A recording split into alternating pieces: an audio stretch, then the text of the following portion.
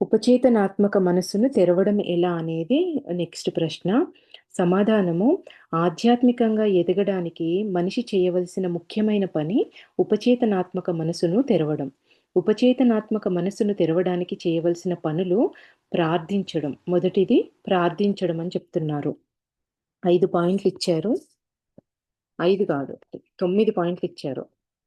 ఇందులో మొదటిది, ఈ ఉపచేతనాత్మక మనసు తెరవడానికి చేయవలసిన మొదటి పని ఏంటి అంటే ప్రార్థించడము అని చెప్తున్నారు. ఉపచేతనాత్మక మనస్సును తెరవటానికి సాయం చేయమని దేవుడిని ప్రార్థించండి. సర్వశక్తిమంతుడైన భగవంతుడా, ప్రార్థన ఏంటి? భగవంతుడా, నీ మంచి మార్గానికి నాకు దారి చూపు. మంచి పనులు చేసేలా చెయ్యి. నాకున్న తప్పుడు కోరికలు, భావాలు పోగొట్టుకునేలా సహకరించు. నీ వివేకాన్ని నాకు ప్రసాదించు. నీ వెలుగు మార్గాన్ని చూపించు నాకు. ఎన్నడూ తప్పు చేయకుండా నా అంతరంగాన్ని మేల్కొల్పటానికి నాకు సాయం చెయ్యి. ఓ భగవంతుడా, దయచేసి నాకు సాయం చెయ్యి. ఇది ప్రార్థన. తెరవడానికి మొదటి మార్గం ప్రార్థించడము. ఆ ప్రార్థన ఏంటి అంటే ఇది: నాకు దారి చూపు, నాకు వివేకాన్ని ప్రసాదించు, నాకు వెలుగు మార్గాన్ని చూపించు, నాకు తప్పుడు కోరికలు, భావాలు నా లోపల ఉన్న వాటిని పోగొట్టేలా నాకు సహకరించు అని చెప్పేసి ప్రార్థన ఇట్లా చెయ్యొచ్చు అని చెప్తున్నారు. రెండో పాయింట్, మనసును ఖాళీగా ఉంచండి. మనసుని ఖాళీగా ఉంచడం ఎలా అనేది 157 పుటను చూడండి అంటున్నారు. అందులో చెప్పారు కదా, ఎట్లా ఆలోచన లేకుండా ఉండాలి అనేది చెప్పారు. కాబట్టి మీరు దాన్ని ఫాలో అవ్వండి అంటున్నారు. మనసును ఖాళీ చేయడం అంటే ఎట్లానో మనకు తెలుసు. ఆలోచన లేని, ఆలోచన రహిత స్థితిలో కూర్చోవడం ఎట్లానో మనకు తెలుసు. మీకు ఎలాంటి ఆలోచనలు ఉండకూడదు మనసును ఖాళీగా ఉంచడం అంటే. మనసు పూర్తిగా ఖాళీగా ఉంచాలి. ఒకవేళ మనసులో ఆలోచనలు తలెత్తినా వాటిని ఉండనీయండి. వాటిని వదల్చుకోవాలని కానీ, వాటి గురించి ఆలోచించడం కానీ చెయ్యవద్దు. సానుకూల స్పందనలు అంటే మనం వాటిని వదిలించుకోవాలి. ఏదైతే దూరం చేసుకోవాలని మనము ప్రయత్నం చేస్తున్నామంటే వాటితో యుద్ధం చేస్తున్నట్టే. ఇంకా అవి ఉబ్బడి ముబ్బడిగా తయారవుతాయి. అందుకే వాటిని అసలు పట్టించుకోవద్దు. పట్టించుకోనప్పుడే మనుషులైనా, మనని బాధలు పెట్టే వాళ్ళైనా, సంఘటనలైనా, ఈవెన్ ఆలోచనలైనా కూడా అవి చిన్నగా చిన్నగా చిన్నగా ముందు నేనున్నా అని ముందుకొస్తూ ఉంటాయి. మనం వాటిని పట్టించుకోకుండా ఒక సాక్షిలాగా చూస్తున్నప్పుడు అవి చిన్నగా చిన్నగా తగ్గుముఖం పడుతూ ఉంటాయి. ఇక్కడ వాళ్ళు దీన్నే చెప్తున్నారు. ఒకవేళ మనసులో ఆలోచనలు తలెత్తినా కూడా వాటిని ఉండనీయండి. వాటిని వదులుచుకోవాలని గానీ, వాటి గురించి ఆలోచించడం గానీ చేయవద్దు. సానుకూల స్పందనలున్న ప్రదేశాలలో 2 నిమిషాల కన్నా ఎక్కువసేపు మీ మనస్సును ఖాళీగా ఉంచవద్దు. ఆ ప్రదేశంలో సానుకూల స్పందనలు ఉన్నాయో, వ్యతిరేక స్పందనలు ఉన్నాయో తెలుసుకోవడానికి అంతఃప్రేరణతో తెలుసుకొనడానికి ప్రయత్నించండి. అంటే నెగెటివ్ వైబ్రేషన్స్ ఉన్న చోట మీరు ఖాళీగా ఆలోచనలు లేని స్థితిలో ఉన్నప్పుడు ఆ నెగెటివ్ ఎనర్జీస్ అనేవి మీ మైండ్‌ని ఆక్యుపై చేసుకునే ఛాన్సెస్ ఉంటాయి. కాబట్టి మీరు ఎట్లాంటి ప్రదేశంలో కూర్చుంటున్నారు అనేది చూసుకోండి. మీ అంతరంగంతోటి అక్కడ పాజిటివ్ వైబ్రేషన్స్ ఉన్నాయా లేదా అనేది ఆ స్పందనల్ని మీరు గుర్తించొచ్చు. అట్లా ప్రయత్నం చేయండి అంటున్నారు. వ్యతిరేక స్పందనలున్నాయనిపించిన చోట ఒక్క నిమిషం కన్నా ఎక్కువసేపు మనసును ఖాళీగా ఉంచకండి. సూర్యోదయానికి, సూర్యాస్తమయానికి మధ్య కాలంలోనే మనసుని ఖాళీగా ఉంచండి. ఇంతకుముందు మనకు మొదట్లో గూడా అదే జెప్పారు గదా!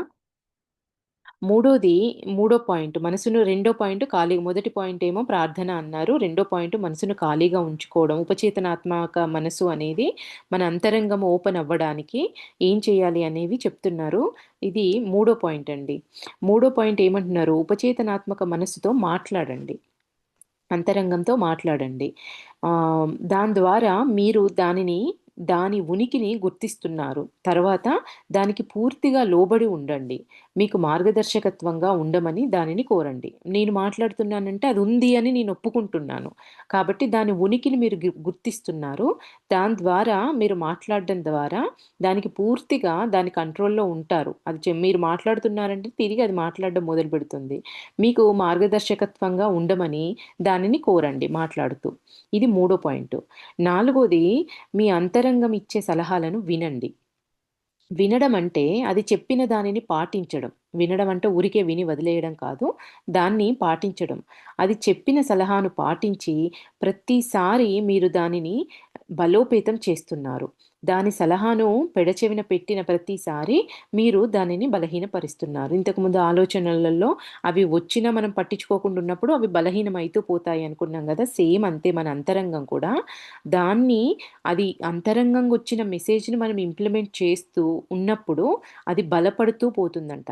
మనం పట్టించుకోకుండా అంతరంగంగా వచ్చే మెసేజెస్‌ని మనం పక్కన పెడుతూ పోతున్నామంటే అది చిన్నగా చిన్నగా బలహీనమైపోతుంది.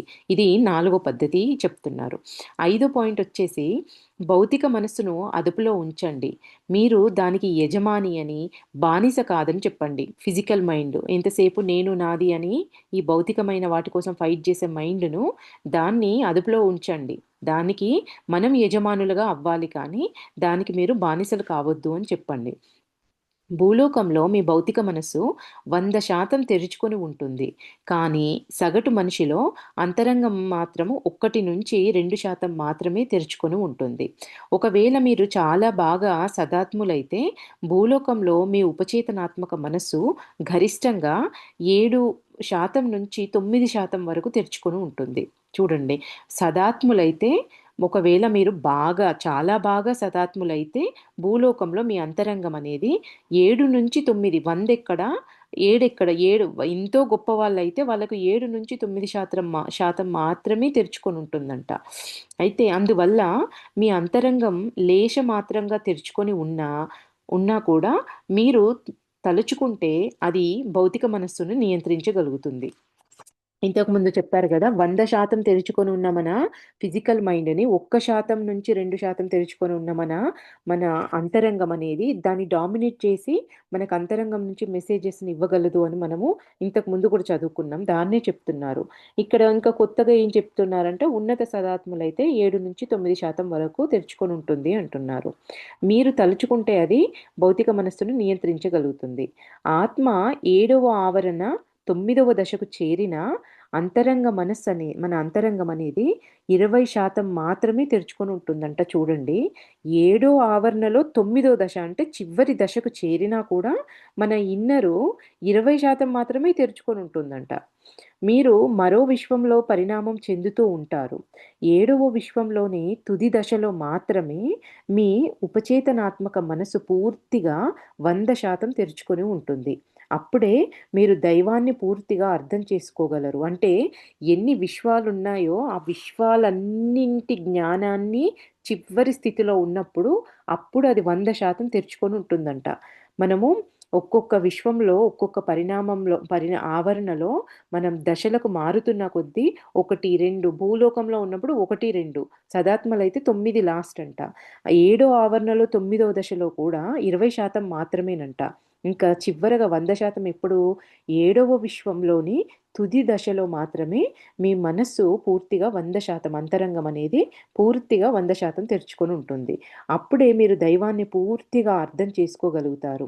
ఆయన సమక్షంలో మీరు నివసించగలరు అని చెప్తున్నారు. మనస్సును ఖాళీగా ఉంచడం ఎలాగో తెలిపే సూచనలు కింద ఇచ్చాము. నేను ఈ పాయింట్స్‌ని మళ్ళీ ఒక్కసారి రిపీట్ చేస్తా. మన ఉపచేతనాత్మక మనసును తెరవడం ఎలా అనే ప్రశ్నకి వీళ్ళు ఎన్ని చెప్పారు? 4 పాయింట్లు ఇచ్చారు. 5 పాయింట్లిచ్చారు.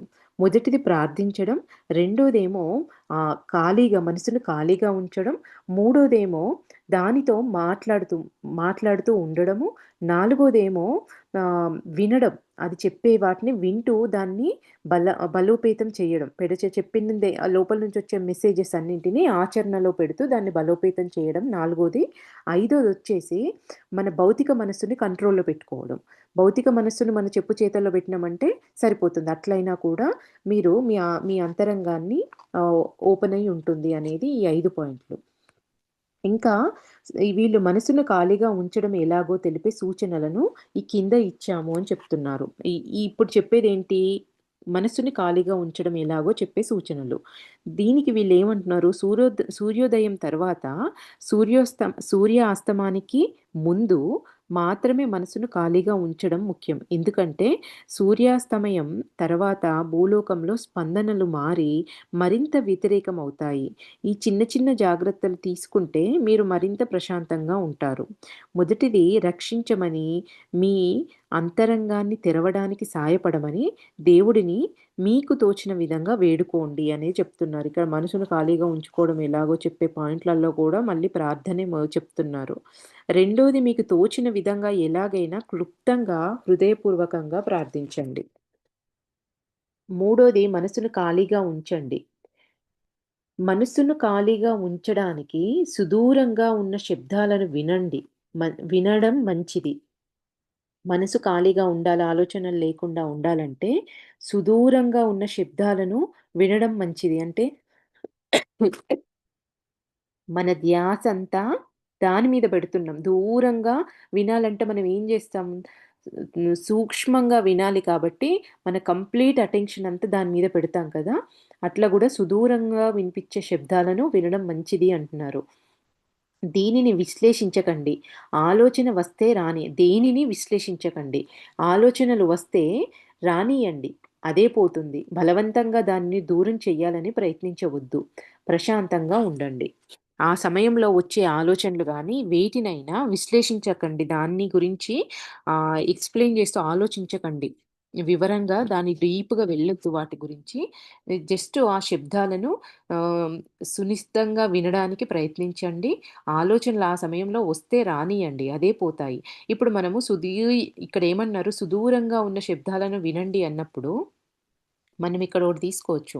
కళ్ళు మూసుకొని ధ్యానం చేస్తున్నప్పుడు, మనం మన లోపల నుంచొచ్చే శబ్దాలను మనం గమనించొచ్చు. ఎట్లాంటి మన శ్వాస తీసుకునే ఆ శ్వాస గమనికలు కానీ, శ్వాస తీసుకునే ఆ శబ్దాలు కానీ, మనం గమనించినా కూడా మనకదే జరుగుతుంది.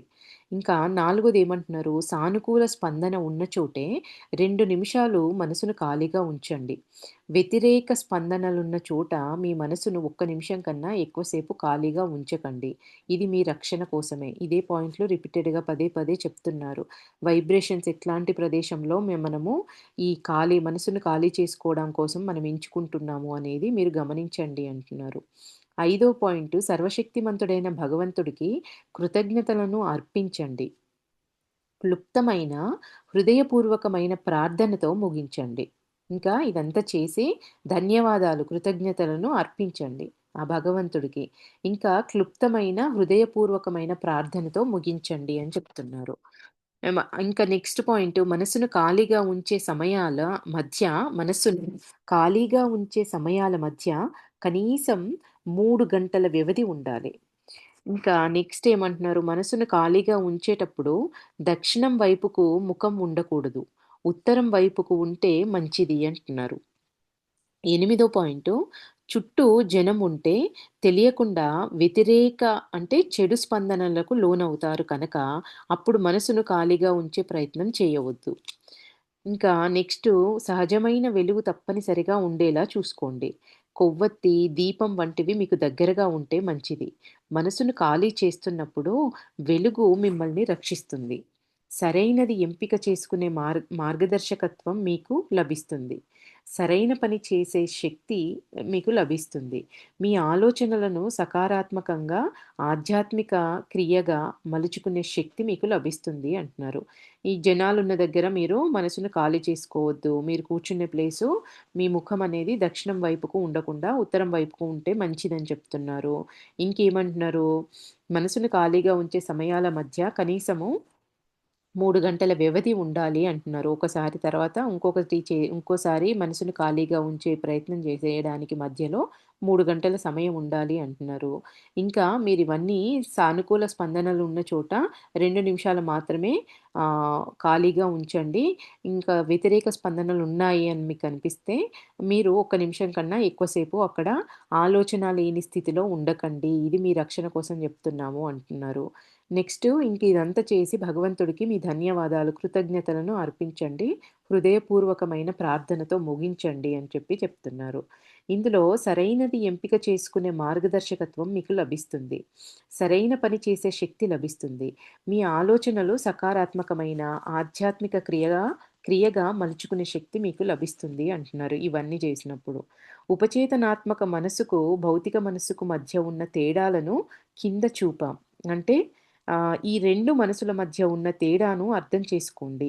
ఏ మనసు మాట వినాలో, ఏ మనసుకు శిక్షణనివ్వాలో మీకు అర్థమవుతుంది. ఇక్కడ ఒక పట్టికిచ్చారండి. దాంట్లో ఒకవైపేమో మన అంతరంగం ఏం జెప్తుంది, ఎట్లా బిహేవ్ జేస్తుందనేది ఒకవైపిచ్చారు. మరోవైపు మన ఫిజికల్ మైండ్, భౌతికమైన మనస్సు ఎట్లా ప్రవర్తిస్తుందనేది ఇంకో వైపిచ్చారు. ఇక్కడ మొదటగా మన అంతరంగము ఏమంటుందట, దీన్నే అంతరాత్మ అంటాము. ఉన్నత మనస్సు ఇది. ఉన్నత ఆత్మ అని కూడా దీన్ని మనం పిలుస్తాము అంటున్నారు. అదే భౌతిక మనసుకొచ్చేటప్పటికి దీనిని చేతనాత్మక మనసని కూడా అంటారు అంటున్నారు. ఈ మన ఉపచేతన అంటే మన అంతరంగం అనేది ఆధ్యాత్మికమైంది.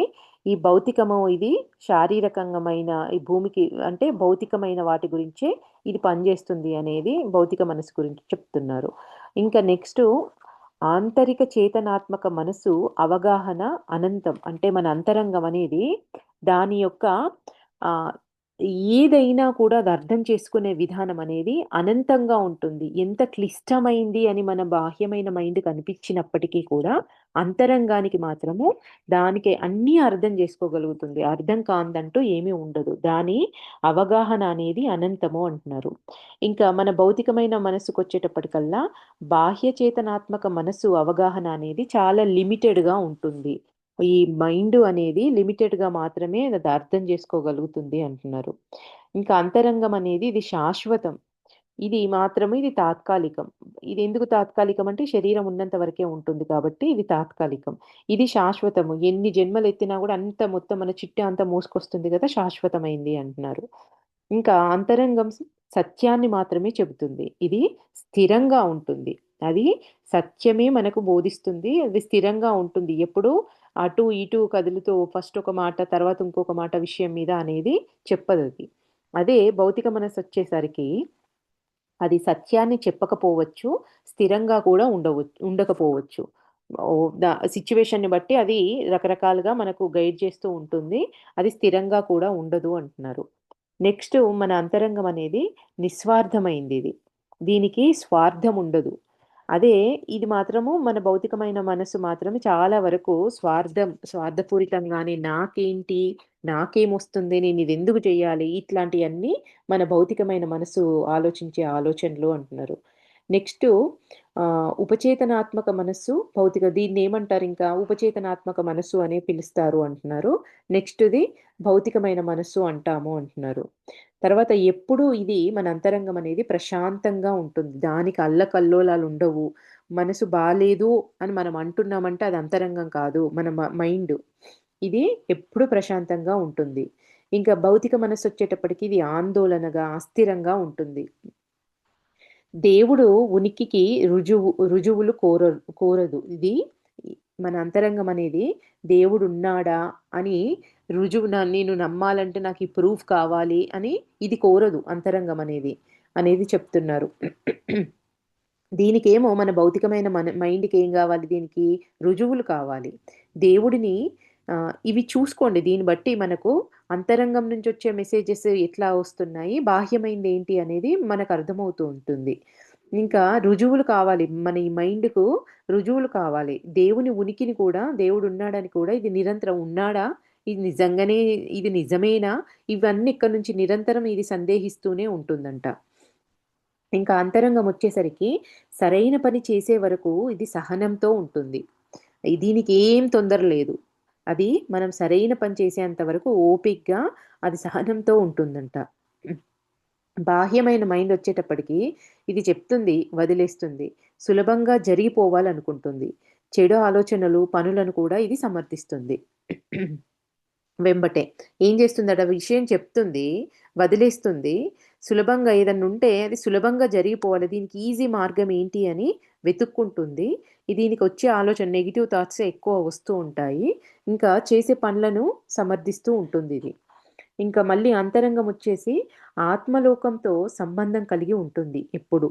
ఈ మన బాహ్యమైన మైండొచ్చేసి ఇది భూలోకానికి మాత్రమే పరిమితం అంటున్నారు. నెక్స్టు అంతరంగం గురించి ఏమంటున్నారు? ఆంతరిక శక్తినిస్తుందిది. ఇది దురాకర్షణలకు దూరంగా ఉండేలా మీకు సహాయపడుతుంది అంటున్నారు.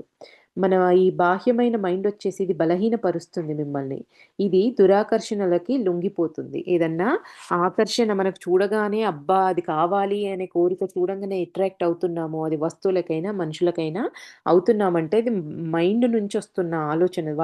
దానికే ఈ ఆకర్షణ, దురాకర్షణలకు లొంగిపోతుందిది. కానీ ఇది మాత్రము అంతరంగిక శక్తిని ఇది శక్తిని మనకు ఇస్తూ ఉంటుంది. ఆంతరంగిక శక్తిని మనకు అందిస్తూ ఉంటుంది. దురాకర్షణలకు ఇది దూరంగా ఉండేలా మనకు సహాయం కూడా చేస్తుంది అంతరంగం అంటున్నారు. నెక్స్టు తనంతట తాను ఆలోచించి గ్రహిస్తుంది. మన అంతరంగం అనేది ఎప్పుడు తనంతట తాను ఆలోచించి గ్రహిస్తుంది. భౌతిక ప్రపంచంపై ఇది ఎప్పుడూ ఆధారపడదు. ఏ విషయమైనా భౌతిక ప్రపంచం పైన ఆధారపడి మనకి ఇన్ఫర్మేషన్స్ లోపల నుంచి రావు. నీకు ఏది మంచిది, ఏది సత్యము అనేది మాత్రమే ఇది చెప్తుంది. ఇంకా నెక్స్టు పూర్తిగా ఇది భౌతికమైన భౌతికమైన మైండ్ ఏం జేస్తుంది, ఇది పూర్తిగా భౌతిక ప్రపంచం పైనే ఆధారపడుతుంది. నీకు బాహ్యంగా నీకిది కరెక్టు, నువ్విది చేస్తేనే బావుంటుంది అని చెప్పేసి ఇది చెప్తుందంట బాహ్యమైన మైండు. ఇవండి రెండింటికి మధ్యల తేడాలను మీరిట్లా గుర్తించొచ్చు అని జెప్తున్నారు. ఈ చాప్టరు ఉపచేతనాత్మక మనస్సు అనేది ఇదిక్కడికి అయిపోయిందండి. నెక్స్ట్ చాప్టర్ వచ్చేసి సంకల్ప స్వేచ్ఛ. ఏంటి ఈ ఫ్రీ విల్ అంటే ఏంటి? సంకల్ప స్వేచ్ఛ అంటే ఏంటి అనేది ఇందులో వీళ్ళు ఎక్స్‌ప్లెయిన్ చేస్తున్నారు. ఈ ఈ చాప్టర్‌లో. దీనికి ముందుగా ఇంట్రడక్షన్ ఇచ్చారు. మీ పరిణామాలకు మీరే సృష్టికర్తలు. నిజమైన స్వేచ్ఛ అంటే సరైన పని చేసే స్వేచ్ఛ మీకు ఉన్నదని అర్థము. సరైన పని చేసే స్వేచ్ఛ మీకుంది అని అర్థం. నిజమైన స్వేచ్ఛ అంటే ఏంటి అంటే, దురాకర్షణలను, చెడును వదలడానికి, సంకల్ప స్వేచ్ఛను ఉపయోగించడానికి మీరు భూలోకంలో ఉన్నారు. ఎందుకున్నామండి మనము? దురాకర్షణలను, చెడును వదలడానికి, సంకల్ప స్వేచ్ఛను ఉపయోగించడానికి మీరు ఈ భూలోకంలో ఉన్నారు. దేవుడు మీకు సంకల్ప స్వేచ్ఛను, ఎంపిక చేసుకునే స్వాతంత్ర్యాన్ని ఇచ్చాడు. తెలివైన ఆత్మ తన స్వేచ్ఛను, చెడును వదిలి మంచిని ఎంపిక చేసుకోవడానికి ఉపయోగించుకొని ఆధ్యాత్మికంగా నిరంతరం పురోగమించడానికి ప్రయత్నిస్తుంది. ఏం చేస్తుంది తెలివైన ఆత్మ? తన స్వేచ్ఛను, చెడును వదిలి మంచిని ఎంపిక చేసుకోవడానికి ఉపయోగిస్తుందట. దాని ద్వారా ఆధ్యాత్మికంగా నిరంతరము ఎదగడానికి ప్రయత్నిస్తుంది. భూలోకంలో తాత్కాలికంగా దొరికే సంతోషం కోసం చెడు మార్గంలో నడవకండి. దీనివల్ల ఆత్మలోకంలో వందలాది ఏళ్ళు కింది ఆవరణలలో బాధలను అనుభవిస్తూ ఉండాల్సి వస్తుంది. ఇది ముందు మాటగా ఇచ్చారండి ఈ చాప్టర్‌లో. నెక్స్టు మళ్ళీ ప్రశ్న. ఈ సంకల్ప స్వేచ్ఛకు సంబంధించిన ప్రశ్న. భూలోకంలో మన జీవితానికి సంకల్ప స్వేచ్ఛకు ఉన్న సంబంధం ఏమిటి? అనేది ప్రశ్న. మన జీవితానికి ఈ భూలోకంలో సంకల్ప స్వేచ్ఛకు ఉన్న సంబంధం ఏమిటి? సమాధానం మీకు సంకల్ప స్వేచ్ఛ ఉన్నదంటే, మీ మనసు, శరీరము, ఆత్మ మీ అదుపులో ఉన్నాయని, మీ చర్యల పరిణామాలను మీరు అనుభవించాలని అర్థం. భూలోకం ఒక పాఠశాల. ఆత్మలోకం నుంచి మీ కర్మను చెల్లించుకొనడానికి, పరీక్షింపడానికి, శిక్షణ పొందడానికి, మీ ఆధ్యాత్మిక ధ్యేయాన్ని పూర్తి చేసుకోవడానికి మీరిక్కడికి వచ్చారు. ఎన్ని సార్లొచ్చిందండి ఈ మాట. మనము ఎందుకొచ్చాము అంటే, ఆత్మలోకం నుంచి మీ కర్మను చెల్లించుకోవడానికి, పరీక్షింపబడడానికి, పరీక్షింపబడడానికి, శిక్షణను పొందడానికి, మీ ఆధ్యాత్మిక ధ్యేయాన్ని పూర్తి చేసుకోవడానికి మనం భూమి మీదకొచ్చాము అంటున్నారు. దీనినెలా అనుభవిస్తారో అది పూర్తిగా మీ ఇష్టం. మీకెదురయ్యే సవాళ్లను చిరునవ్వుతో ధైర్యంగా ఎదుర్కోవచ్చు, లేదా కంప్లెయింట్స్ చేస్తూ మీ మీద మీరే జాలిపడుతూ ఉండవచ్చు. శక్తివంతమైన నైతిక అవకాశాలు కల్పించుకుంటూ ఆత్మను మెరుగుపరుచుకోవచ్చు. లేదా ప్రలోభానికి లోనై అహాన్ని తృప్తిపరుస్తూ ఈ ప్రక్రియలో భాగంగా ఆత్మను బలహీనపరుచుకోవచ్చు కూడా. ఇక్కడ ప్రతిదానికి 2 మార్గాలున్నాయి. ఏ మార్గాన్ని మీరు ఎంచుకుంటారు అనేది దాన్ని బట్టి మీ ఎదుగుదల ఉంటుంది అంటున్నారు. మీ మీద మీరే జాలిపడుతూ మీరు కంప్లెయింట్స్ ఎదుటి వాళ్ళు ఇట్లా చేస్తున్నారని కంప్లెయింట్స్ చెప్తూ కూడా ఉండొచ్చు. లేదంటే మీకు ఎదురయ్యిన ఆ సమస్యను చిరునవ్వుతో ధైర్యంగా కూడా ఎదుర్కోవచ్చు. ఇది ఈ మీకు చెప్తున్నారు. శక్తివంతమైన నైతిక అవకాశాలు కల్పించుకుంటూ ఆత్మను మెరుగుపరుచుకోవచ్చు. లేదా ప్రలోభానికి లోనై అహాన్ని తృప్తిపరుస్తూ ఈ ప్రక్రియలో భాగంగా ఆత్మను బలహీనపరుచుకోవచ్చు. మీరెంపిక చేసుకునే అవకాశాలు మిమ్మల్ని దైవానికి దగ్గరగా చేయడమో, దూరం చేయడమో చేస్తాయి. ఆత్మను పెంపొందించుకొనుటమో, నాశనము నాశనమవుతుంటే చూడటమో మీ చేతిలోనే ఉంది. మీ పరీక్షలలో పాస్ కావటమో, ఫెయిల్ అవ్వటమో మీ ఇష్టం.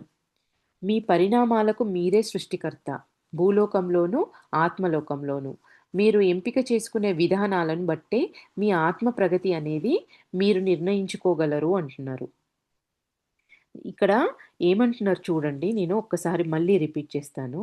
శక్తివంతమైన నైతిక అవకాశాలు కల్పించుకుంటూ ఆత్మను మెరుగుపరుచుకోవచ్చు. నైతికమైన అవకాశాలను సరైన దారిలో ఎవ్వరిని బాధ పెట్టకుండా ఉండే అవకాశాలను మనమే కల్పించుకుంటూ ఆత్మను మెరుగుపరుచుకోవచ్చు మనకు కష్టాలొచ్చినప్పుడు. లేదా ప్రలోభానికి లోనయ్యి మన ఈగోని సాటిస్ఫై చేసుకుంటూ ఈ ప్రక్రియలో భాగంగా ఆత్మను కూడా బలహీనపరుచుకోవచ్చు. ఇంకా మీరు ప్రతి సమస్యకి 2 మార్గాలుంటాయి. అది చెడు వైపుకు తీసుకెళ్తుంది, మంచి వైపుకు తీసుకెళ్తుంది. చెడు వైపుకు తీసుకెళ్ళేది మన అహాన్ని సాటిస్ఫై చేస్తుంది. అప్పటి మట్టుకు టెంపరరీగా నేను చేసింది కరెక్టు అని నాకొక తృప్తొస్తుంది. కానీ మంచి వైపు ప్రయత్నం చేసినప్పుడు మనకు బాధగా ఉంటుంది. ఏమంటారు చాతగాని వాళ్ళలాగా వదిలేశారు, పట్టించుకోలేదు. దేనికి వాళ్ళు సీరియస్‌గా తీసుకోరు, వీళ్ళు మాట్లాడరు. ఇట్లాంటివి మనము దూరంగా వెళ్తూ కూడా సమస్యను పరిష్కరించుకోవచ్చు. ఎవరిని బాధ పెట్టకుండా. ఆ మార్గంలో వెళ్ళినప్పుడు మనం తక్కువ చిన్న చూపుగా చూడొచ్చు. ఈ మార్గంలో ఎళ్ళినప్పుడు మనం ఏదో రాజాలాగా ఒక మాటంటే పడడు, ప్రూవ్ చేసుకుంటాడు. అట్లా కూడా కనిపించొచ్చు. ఏ మార్గాన్ని మీరు ఎంచుకుంటారు అనేది మీ చేతిలోనే ఉంది. మీరు ఎంచుకునే మార్గాన్ని బట్టి మీరు మీ ఆత్మను ఉన్నత స్థితికి తీసుకెళ్తున్నారా? నాశనం దగ్గరుండి మీ ఆత్మను, మీ ఎదుగుదలను మీరే నాశనం చేసుకోవడం అనేది మీ చేతిలోనే ఉంది. ఇదే ఎగ్జామ్‌లో ఫెయిల్ అవ్వడం కానీ, పాస్ అవ్వడం కానీ అంటున్నారు.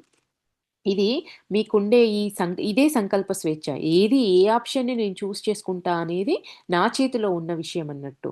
దాన్ని బట్టి మీ ఆత్మ ప్రగతి ఉంటుంది. భూలోకంలో అయినా కూడా, ఆత్మలోకంలో అయినా కూడా అంటున్నారు. సంకల్ప స్వేచ్ఛ భూలోకంలో పునర్జన్మించాలని ఆత్మలోకంలో ఉన్న ఆత్మ నిర్ణయించుకున్నప్పుడే పని చేయడం మొదలుపెడుతుంది. ఎప్పుడైతే నేను భూమి మీద పుట్టాలి అనే ఆలోచన నా లోపల మొదలైందో అప్పటినుంచే నా సంకల్ప స్వేచ్ఛ అనేది పనిచేస్తుందంట. ఆత్మలోకంలో ఉన్నప్పుడే. భూలోకంలో జీవించడం ప్రమాదం. కానీ ఈ ప్రమాదాన్ని మీరు ఎంపిక చేసుకున్నారు. మేము మీలో ఎవరిని భయపెట్టాలనుకోవడం లేదు ఈ విషయం చెప్పి. కానీ భూలోకంలోని ఆత్మలను జాగృతంగా ఉండమని కోరుతున్నాం. చెడుకు మిమ్మల్ని పాలించే శక్తి ఎంతో ఇస్తే మిమ్మల్ని పాలించే శక్తి ఎంతగా ఇస్తే, అంతగా ఆధ్యాత్మిక మార్గంలో నడవడం మీకు కష్టమవుతుంది. ఏమంటున్నారు? చెడుకు మిమ్మల్ని పాలించే శక్తి అనేది మీరే ఎంతగా ఇస్తే, అంతగా ఆధ్యాత్మిక మార్గంలో నడవడం అనేది మీకు కష్టమవుతుంది. ఈ 2 మార్గాలను ఎంపిక చేసుకునే స్థితులలో అది మిమ్మల్ని పాలించే మీరే అందులో కూరుకుపోయేలాగా మీరే అవకాశాన్నిస్తారు అంటున్నారు. చెడు భూలోకంలోనే ఉంటుంది. ఎందుకంటే మీరు దానిని ప్రతిఘటించరు కనుక. ఆ రకంగా మీరు ఆధ్యాత్మిక శక్తిని పొందగలరు. మీ ఆత్మస్ఫూర్తిని మీరు ఆచరణలో పెట్టకపోతే, భౌతిక మనస్సుతో పనిచేస్తూ బలహీనమైన నైతిక ఎంపికలు చేసుకుంటారు. ఎప్పుడైతే ఇక్కడ మళ్ళీ మన ఇన్నర్ తోటి మీరు పని చేయకపోతే, ఆత్మస్ఫూర్తిని మీరు ఆచరణలో పెట్టకపోతే, మీ ఫిజికల్ మైండ్‌తో పనిచేస్తూ బలహీనమైన ఎంపికలు అట్లాంటి చాయిసెస్‌ని మీరు పిక్ చేసుకుంటారు అంటున్నారు. ఒక్క బలహీన క్షణం జీవిత కాలానికి సరిపడా పరిణామాలు కల్పించగలదు. తప్పుడు మార్గంలో వేసే ఒక్కో అడుగు మిమ్మల్ని మంచి మార్గంలోనికి రానీయకుండా ముప్పతిప్పలు పెడుతుంది. ప్రలోభానికి లోనైతే దారి తప్పడం చాలా సులువు. దేవుడి పేరు మీద, మతం పేరు మీద కొన్ని ఆత్మలు భయంకరమైన తప్పులు చేశాయి. తమ కుటుంబాలకే హాని చేసిన, ఇంకా చేస్తున్న ఆత్మలెన్నో ఉన్నాయి. పిల్లలను, వృద్ధులను హింసిస్తున్న ఆత్మలెన్నో ఉన్నాయి. ఈ ఆత్మలు నిమ్నాతి నిమ్న ఆవరణలలో ఉంటాయి. రెండు ప్రధాన కారణాల వలన అవి ఆధ్యాత్మికంగా ఎదగలేవు. మొదటి వారు చేసే పనుల వల్ల వారి అంతరంగ మనస్సు అనేది నిద్రాణమైపోవడం. రెండవది, ఈ ఆత్మలు నిమ్నాతి నిమ్న ఆవరణలలో ఉండటం వల్ల ఇటువంటి ఆత్మలే ఈ ఈ ఆత్మల చుట్టూ ఉంటాయి. ఇక్కడ ఏమంటున్నారండి, తప్పుడు మార్గంలో వేసే ఒక్కో అడుగు మిమ్మల్ని మంచి మార్గంలోనికి రానీయకుండా ముప్పతిప్పలు పెడుతుంది. ప్రలోభానికి లోనైతే దారి తప్పడం చాలా సులువు. దేవుడు పేరు మీద, మతం పేరు మీద కొన్ని ఆత్మలు భయంకరమైన తప్పులు చేశాయి. తమ కుటుంబాలకే హాని చేసిన, ఇంకా చేస్తున్న ఆత్మలెన్నో ఉన్నాయి. ఇంకా పిల్లలను, వృద్ధులను హింసిస్తున్న ఆత్మలెన్నో ఉన్నాయి. ఈ ఆత్మలు నిమ్నాతి నిమ్న ఆవరణలలో ఉంటాయి. 2 ప్రధాన కారణాల వలన అవి ఆధ్యాత్మికంగా ఎదగలేవు. మొదటిదేమంటున్నారు? వారు చేసే పనుల వల్ల వారి అంతరంగ మనస్సనేది నిద్రాణమైపోతుంది. రెండవది, ఈ ఆత్మలు నిమ్నాతి నిమ్న ఆవరణలలో ఉండటం వల్ల ఇటువంటి ఆత్మలే ఈ ఆత్మల చుట్టూ ఉంటాయి. భూలోకంలో కూడా ఆత్మలోకంలో వలనే ఉంటుంది. తమ సంఖ్య పెంచుకోవాలనే ఉద్దేశంతో ఉన్న ఈ ఆత్మలకు, అంటే మనుషులకు, తాము బాగుపడాలని కానీ, పోనీ ఇతరులు బాగుపడాలని కానీ వాళ్ళు కోరుకోరు. ఇప్పుడు నేను ఎట్లాంటి ఆలోచనలతో ఉన్నానో అట్లాంటి వాళ్ళతోటే నేనుంటాను. నా ఆలోచనలు సరిగ్గా లేని మంచివాడితో అయితే నేను ఎక్కువ రోజులు సావాసం చెయ్యలేను. ఎందుకు? నా ఆలోచనలు చెడుగా ఉన్నాయి కాబట్టి. అదే చెప్తున్నారు. ఇక్కడ భూలోకంలో ఉన్నా కూడా నిమ్నాతి నిమ్న ఆవరణలో ఉన్న వాళ్ళు, అట్లాంటి వాళ్ళే ఒక దగ్గర ఓహ్! ఏమంటారు, గ్రూప్‌గా ఫార్మ్ అయితారు. ఈవెన్ భూమి మీద అయినా, ఆత్మలోకంలో అయినా. దీనివల్ల మీరు ఈ తప్పులు చేస్తూ మనసు నిద్రాణమైపోయినప్పుడు తప్పుడు పనులు చేస్తూ పోతారు. ఈ తప్పుడు పనులు చేస్తూ పోయినప్పుడు ఏమైతది? మీలాగా తప్పుడు పనులు చేసే వాళ్ళనే మీ చుట్టూ పెట్టుకుంటారు అనేది వీళ్ళు చెప్తున్నారు. ఇంకా వీళ్ళతో పాటు చుట్టూ ఉన్న వాళ్ళేం జేస్తారు, వాడు ఎదగడు. పక్కన వాడిని గూడా వాడెక్కడ ఎదగనీయకుండా వాడెప్పుడు లాగుతూ ఉంటాడు. ఇంకా వాళ్ళింక నిమ్నాతి నిమ్నమైన ఆవరణలోకి ఎళ్ళిపోతారిట్లా అంటున్నారు. ఇతరులను చెడుగా ప్రభావితం చేస్తూనో, బలవంతంగానో, మోసం చేసో తమ చుట్టూ ఉన్న వారి ఆధ్యాత్మిక ఎదుగుదలను వారు ఆపుతారు. ఈ గుంపులో ఉన్నవాళ్ళు ఏం జేస్తారు, నాలాగే వీడు, ఆహా! నువ్విప్పుడు ఈరోజు ఈ పని జేస్తావా? అబ్బా! ఇట్లా మాట్లాడుతూ ఉంటారు అట్లాంటి వ్యక్తులు. వీడేదన్నా మారి ఒక అడుగు ముందుకేసాడంటే పట్టి వెంబటే వెనక్కి లాగడానికి ప్రయత్నం చేస్తూ ఉంటారు. ఎట్లా? ఇతరులను చెడుగా ప్రభావితం చేస్తూనో, బలవంతంగానో, మోసం చేసో తమ చుట్టూ ఉన్నవారి ఆధ్యాత్మిక ఎదుగుదలను వారు ఆపుతారు. ఈ రకంగా సంకల్ప స్వేచ్ఛ నియమాన్ని వీళ్ళు ఉల్లంఘిస్తున్నారు. ఆళ్ళకున్న ఆ స్వేచ్ఛని ఇట్లా నెగెటివ్ వేలో వాడుతున్నారు. భూలోకంలో ఇటువంటి పాపాత్ములకు దైవ నియమాల పట్ల పూర్తిగా తిరస్కార భావం ఉంటుంది. ఎందుచేతనంటే వారు దైవాన్ని నమ్మకపోవడం. ఆధ్యాత్మికత అంటే అపోహలుండటం. అయితే వారు దైవాన్ని నమ్మినా, నమ్మకపోయినా సరే, ఒక విషయం అర్థం చేసుకోవాలి. ఒక మనిషి చనిపోయిన తర్వాత అతని అంతరంగము అతను చేరాల్సిన చోటికి చేర్చే అంతగా మేల్కొని అతనిని అక్కడికి చేరుస్తుంది. ఈవెను అంతరంగం మూసుకుపోయి ఉన్నా కూడా చనిపోయిన తర్వాత ఈ ఈ సోల్‌ని ఆడికి పట్టుకపోవాలి అంటే ఖచ్చితంగా అది మేలుకుంటుందంట. మేల్కొని ఆయన ఎక్కడికి చేరాలో, ఎక్కడికి చేర్చాలో అక్కడికి చేర్చేస్తుందంట. ఇది మాత్రము దైవ న్యాయము. ఇది అనంతం. ఇది ఎప్పటికి ఇట్లానే జరుగుతుంది అంటున్నారు. నెక్స్ట్ ప్రశ్న అండి. దేవుడే ఆత్మలన్నింటినీ సృష్టిస్తే కొన్ని ఆత్మలు పాపాత్మలు ఎందుకవ్వవు? ఎందుకవుతాయి? ప్రశ్న ఏంటి, మళ్ళీ చదువుతాను. దేవుడే ఆత్మలన్నింటినీ సృష్టించారన్నారు కదా! మరి కొన్ని ఆత్మలు పాపాత్మలు ఎందుకవుతాయి? అన్నీ ఆయన దగ్గర నుంచే వచ్చినప్పుడు పాపాత్మలుగా ఎందుకయ్యాయి కొన్ని ఆత్మలు అనేది ప్రశ్న. సమాధానం: జీవించడం అంటే ఆధ్యాత్మికంగా ఎదగడం. దేవుడిపై దేవుడి వైపు నడవడం. జీవించడం అంటే ఆధ్యాత్మికంగా ఎదగడం, దేవుడి వైపు నడవడం. ఈవిల్ అనే పదం లివ్ అనే పదానికి పూర్తిగా భిన్నమైంది. ఈవిల్ అంటే పాపం అంటే తిరోగమనం. ఇది ఒక ఆత్మ చేసే వ్యతిరేక ప్రయాణాన్ని, అంటే దేవుడికి దూరంగా వెళ్ళటాన్ని సూచిస్తుంది. వ్యతిరేక ఆలోచనలు, పదాలు, పనుల వల్ల ఇది జరుగుతుంది. ఎట్లా మనం దేవుడికి దూరంగా ఎవరో ఎక్కడో ఎక్కడో లేరు. ఈ ఈవిల్ అనేది, ఈవిల్ అనే పదం ఏంటి? మనము దేవుడికి దూరంగా వ్యతిరేకంగా ప్రయాణం చేయడం. ఆయన పెట్టిన నియమాలను, ఆ నియమాలకు వ్యతిరేకంగా పనులు చేయటమే మనం ఈవిల్, అంటే పాపం పాపానికి పాపమైన మార్గంలో నడవటము అని అర్థం. అందులో ఆ పదాన్ని ఈ విల్ అంటే లివ్ అనే పదాన్ని పూర్తిగా ఇది భిన్నంగా ఉంటుంది. అంటే దేవుడికి భిన్నమైన మార్గంలో నడుస్తారు వీళ్ళు అంటున్నారు. వీళ్ళు వ్యతిరేక ఆలోచనలు, పదాలు, పనుల వల్ల ఇది జరుగుతుంది. దేనికి దేవుడికి దూరంగా వెళ్ళటాన్ని సూచిస్తుంది ఇది. ఇది వ్యతిరేకమైన నెగెటివ్ ఆలోచనలు, నెగెటివ్ పదాలు, నెగెటివ్ పనుల వల్ల ఇది జరుగుతుంది.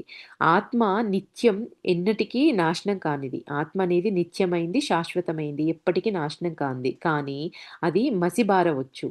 అనైతిక విధానాలు అవలంబించినప్పుడు, భూలోకంలో మీరు పరీక్షల్లో తప్పినప్పుడు ఇది మసకబారవచ్చు. భూలోకంలోని పరీక్షలంటే ఇవే.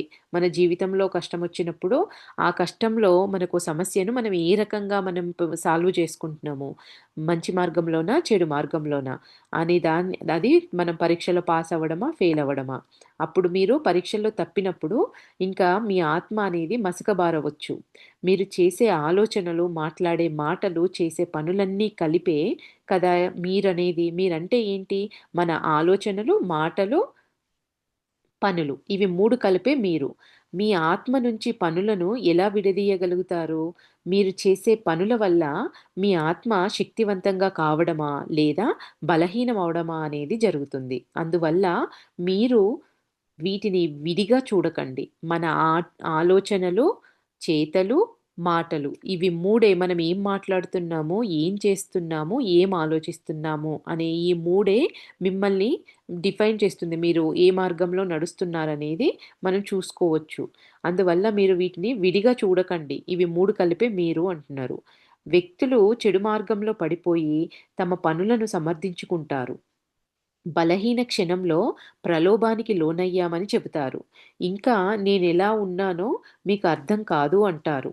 అంటే నా పరిస్థితి ఏందో మీకు తెలీదు. నా పరిస్థితిలో ఉన్నప్పుడు మీకు అర్థమవుతుంది. ఏమంటున్నారు?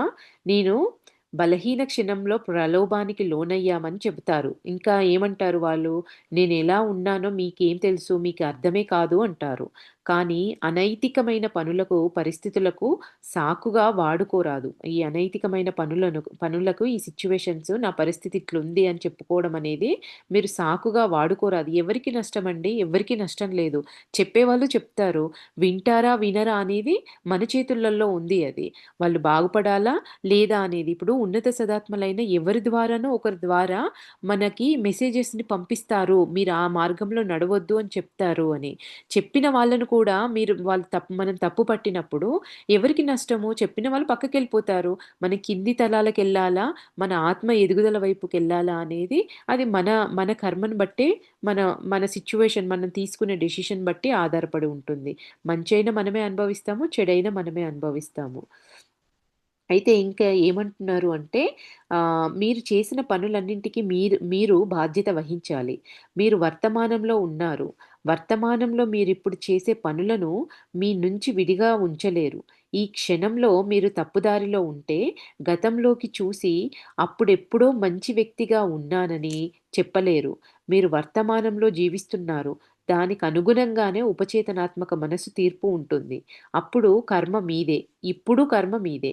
మీరు ఆలోచించేది, మాట్లాడేది, చేసేదాని ఫలితాన్ని బట్టే మీరుంటుంది. నేను ఆ పనులు చేసేవాళ్ళం. నేను అట్లా చేసేదాన్నే నేనప్పుడు. అనేసి మనం నేను ఒకప్పుడు మంచి చేశా, ఒకప్పుడు నేను ఆ పని చేశా అని నువ్వు మాట్లాడుతున్నావంటే అది అప్పటి కర్మ. ఇప్పుడు నువ్వేం చేస్తున్నావు? ఈ క్షణంలో నువ్వేం మాట్లాడుతున్నావు? ఈ క్షణంలో నీ పనులేంటి? అనేది నీ ఇప్పటి కర్మ. అప్పుడు అయినా, అదైనా, ఇదైనా అనుభవించేది మీరే అంటున్నారు. మీరాలోచించేది, మాట్లాడేది, చేసేదాని ఫలితాన్ని బట్టి మీరుంటారు. ప్రతి వారికి సాయం చేయడం దైవత్వం అంటారు. మీ తోటి వారికి సాయం చెయ్యటం మంచిది. కానీ మీ తోటి వారందరికీ మీరు సాయం చెయ్యలేరు. ఎందుకంటే చాలామంది పూర్తిగా చెడ్డ దృక్పథంతో, వ్యతిరేక దృక్పథాన్ని కలిగి ఉంటారు. చెడుగా ఎవరున్నారో, ఎవరు లేరో నిర్ణయించడం మీ పని కాదని, అది తీర్పు చెప్పడం అవుతుందని మీరనుకోవచ్చు. తీర్పులు చెప్పవద్దు, కానీ మీ విచక్షణను ఉపయోగించండి. ఇక్కడ చూడండి మళ్ళీ ఏమంటున్నారు? మీరు మీరందరికీ సాయం చెయ్యలేరు. ఎందుకంటే చాలామంది చెడు ఆలోచనలతో వాళ్ళ వాళ్ళ ఉద్దేశాలనేవి నెగెటివ్‌గా ఉండి ఉంటాయి. కాబట్టి చెడుగా ఎవరున్నారో, ఎవరు లేరో నిర్ణయించడం అనేది మీ పని కాదని, అది తీర్పు చెప్పడం అవుతుందని మీరనుకోవచ్చు. తీర్పులు చెప్పవద్దు, కానీ విచక్షణను కలిగి ఉండాలి. మనకి ముందుగా గూడా దీని గురించి చెప్పారు. మీరు ఒక వ్యక్తి ఒక ఆఫీస్‌లో మనకు ఎగ్జాంపుల్ గూడా చెప్పారు అందులో. ఆ వ్యక్తి ఎప్పుడూ కిందికి లాగేలాగా ప్రయత్నం చేస్తూ ఉంటారు. వర్క్‌లో ఎదగనివ్వకుండా ఆ వ్యక్తి మీద ఊరికే చెడుగా మాటలు చుట్టుపక్కల కొ వర్కర్‌లకు చెప్తూ, ఆ మనిషిని దెబ్బతీసేలాగా ప్రయత్నం చేస్తూ ఉంటారు. అట్లాంటప్పుడు మీరు రియలైజ్ అయినప్పుడు ఈ విషయాన్ని ఈ వ్యక్తి అన్ ఎదుటి వాళ్ళ గురించి ఇట్లా మాట్లాడతాడు, విషయాలను తప్పుదారిలో నడిపిస్తారు వ్యక్తులను అని ఆ వ్యక్తి గురించి చెప్పండి. అది చెప్పినప్పుడు ఆ వ్యక్తిని జడ్జ్ చేయడం కాదు. ఇంకొకరు ఆ ట్రాప్‌లో పడకుండా మనము సేవ్ చేసినట్టవుతుంది. అది మీ విచక్షణను ఉపయోగించి చెయ్యండి అంటున్నారు. తీర్పులు చెప్పడం అని ఎప్పుడూ తీర్పులు చెప్పినట్టు కాదు. కానీ మీ విచక్షణను వాడి అది తీర్పు చెప్పడం అవుతుందా అని మీరనుకోవచ్చు. తీర్పులు చెప్పవద్దు, కానీ మీ విచక్షణను ఉపయోగించండి అంటున్నారు. తేడా చాలా సులభం. ఈ రెండింటి మధ్యల తీర్పులు చెప్పడం, జడ్జ్ చేయడానికి, ఎదుటి వాళ్ళకు ఒక ఇన్ఫర్మేషన్ ఇవ్వడానికి తేడా అనేది చాలా సులభము. మరో మనిషి మంచివారా కాదా అని మీరు విశ్లేషించుతున్నప్పుడు వారిని తక్కువ చేయాలని ఆత్ ఆత్మాధిక్యతను ప్రదర్శించడం కాదు. ఇక్కడ ఏమంటున్నారు? మరో మనిషి మంచివారా కాదా అని మీరు విశ్లేషించుతున్నప్పుడు వారిని తక్కువ చెయ్యాలని ఆత్ ఆత్మాధిక్యతను ప్రదర్శించడం కాదు అది. ఎదుటి వాళ్ళ గురించి వాళ్ళు మంచివారా కాదా అని ఆలోచించినప్పుడు, వాళ్ళ గురించి విశ్లేషిస్తున్నప్పుడు జాగృతంగా ఉండటం కోసం చేస్తున్నారు ఈ పని. ఇది మీ ఆత్మను, మీ చుట్టూ ఉన్న ఆత్మలను రక్షించుకొనడానికి దేవుడిచ్చిన ఆధ్యాత్మిక అంతఃప్రేరణ. చెడు ఆత్మలకు సాయం చేయటం వలన వారికి మీరు మనుగడనిస్తున్నారు. అంటే చెడు పనులు చేసే అవకాశం కలిగిస్తున్నారు అని అర్థం. వారిని ప్రోత్సహిస్తున్నారు అని.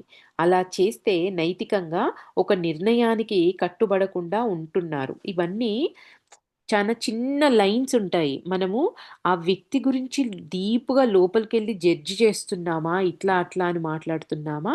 పలానా వ్యక్తి ఇట్లాంటి వాడు అని చెప్పి, ఆయన నుంచి అట్లాంటి వ్యక్తికి దూరంగా ఉండడానికి మనం ఇన్ఫర్మేషన్ ఇస్తున్నామా అనేది మనము ఎప్పటికప్పుడు చెక్ చేసుకుంటూ ఉండగలగాలి. అది జడ్జిమెంట్‌కి ఇన్ఫర్మేషన్ నుంచి మనల్ని, మన చుట్టుపక్కల ఉన్న వాళ్ళని సేవ్ చేయగలుగుతున్నామా అనేది మనకి మనము మన అంతఃప్రేరణతోటి చెక్ చేసుకోండి అంటున్నారు.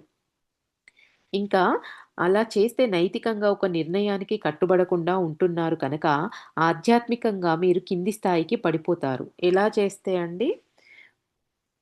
చెడు ఆత్మలకు సాయం చేయటం వలన వారికి మీరు మనుగడనిస్తున్నారు. అంటే చెడు పనులు చేసే అవకాశం కలిగిస్తున్నారు. ఈ ఎవరికైతే చెడ్డవారికి హెల్ప్ చేస్తూ వాళ్ళు చేసే పనులకు మనం సహాయం చేసినప్పుడు ఏమైతుందట, మనం ఆధ్యాత్మికంగా మీరు కింది స్థాయికి పడిపోతారు.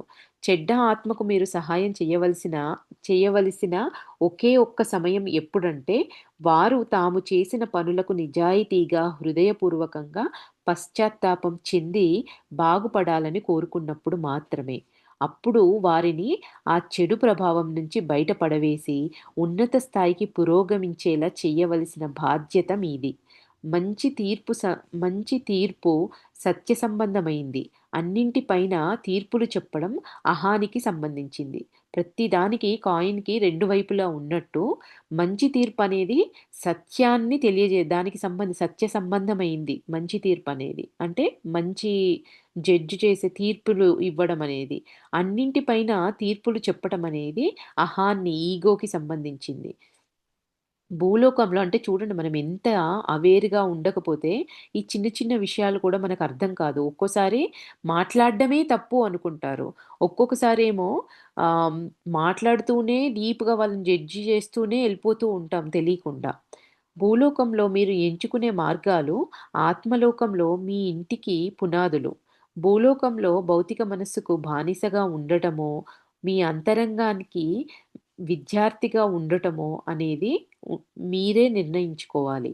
సంకల్ప స్వేచ్ఛ అనే కానుక మనది. దాన్ని తెలివిగా వాడుకోండి అనేది ఈ సంకల్ప స్వేచ్ఛ గురించిన చాప్టర్ అండి ఇది.